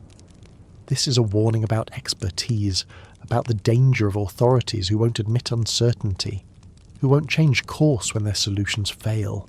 The best response to the unknown isn't confidence. It's humility. It's willingness to say we don't know. It's openness to changing approach when the evidence demands it. Sixth lesson. We're still vulnerable. The dancing plague isn't some medieval curiosity that could never happen now. Mass psychogenic illness still occurs, in schools, in workplaces, in communities. The forms change, the cultural frameworks change, but the underlying vulnerability remains. We're still human. We still have breaking points. We're still susceptible to collective psychological phenomena. We're still capable of behaviours that seem impossible until they happen. The dancing plague is a mirror, and when we look into it, we see ourselves. Not medieval peasants, not primitive believers in superstition, just humans, fragile, vulnerable, capable of breaking in spectacular ways when pushed hard enough. The survivors of the dancing plague lived the rest of their lives in a world that had changed. That had been revealed as more fragile, more frightening, more unpredictable than they'd known. They'd learned that the mind could betray the body, that belief could become curse, that society could descend into chaos without warning. Some probably spent the rest of their lives afraid, waiting for it to happen again. Others probably found a kind of dark wisdom, an understanding of human vulnerability that made them more compassionate, more humble, more aware of how close we all are to the edge.